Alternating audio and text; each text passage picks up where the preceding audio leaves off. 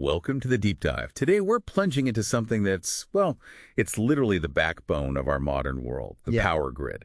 And as we transition towards more renewable energy, you might wonder how we ensure that, the lights stay on, even when the grid faces a big jolt. We've got a fascinating paper to look at today, Current Limiting Control with Enhanced Dynamics of Grid-Forming Converters During Fault Conditions by Taul and others. Yeah, and what's really fundamental here is looking at the old way versus the new. Our legacy power grid, it relied on these massive synchronous machines. Like huge spinning generators, right? Exactly, big spinning generators. And they could handle huge electrical disturbances, think like a short circuit, by injecting massive currents. We're talking sometimes 6 to 8 times their normal output. Wow. They were sort of the grid's natural shock absorbers. Okay, let's unpack this then.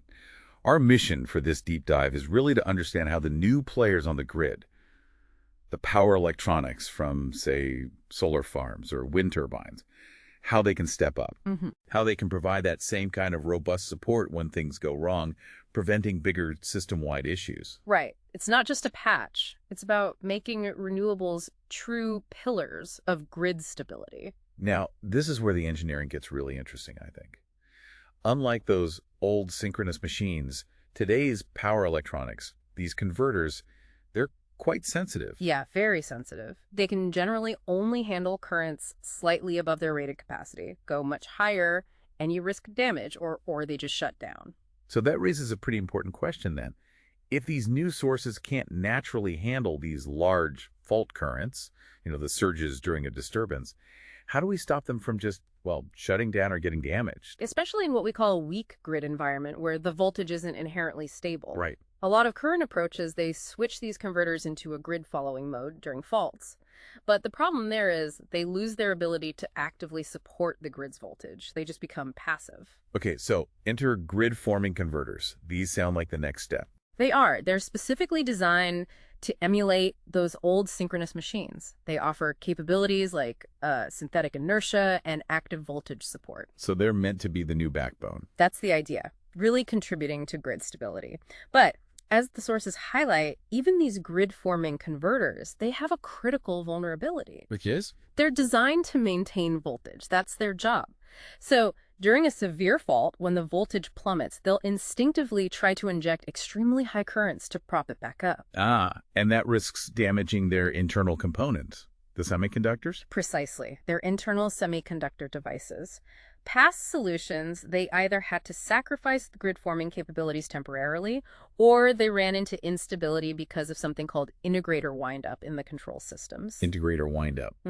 Like the system getting stuck. Yeah, exactly. It's like the controller keeps trying to fix an error that it can't possibly correct under the circumstances, like pushing harder and harder on a door that's completely jammed shut. It just winds itself up.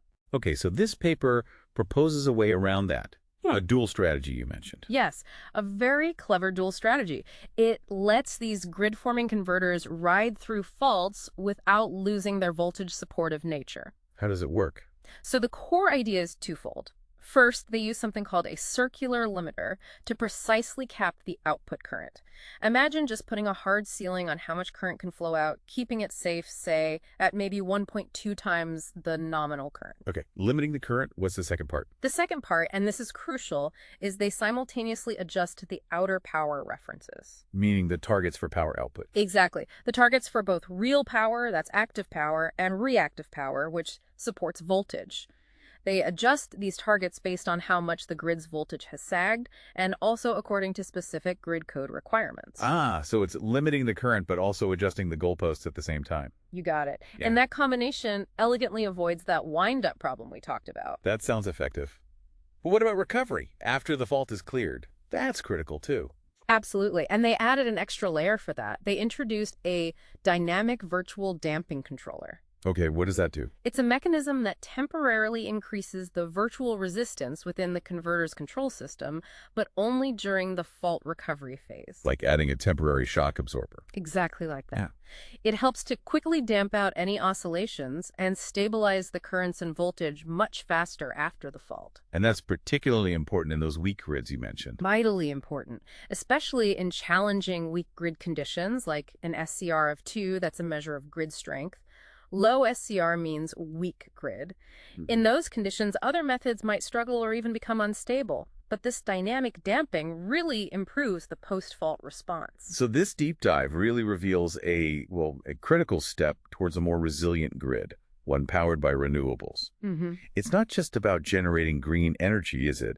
It's making sure that energy actively supports the grid, especially when things get rough. If you connect this to the bigger picture, it means power electronics can now manage grid faults much more robustly. They can behave more like the traditional generators in some ways, but with all the speed and agility of modern tech. You know, it really makes you think, what if these advanced grid-forming capabilities, the ones that allow converters to be both powerful and protective, what if they truly pave the way for a more decentralized, maybe even a self-healing energy system down the line? That's a fascinating thought. Something to mull over until our next deep dive.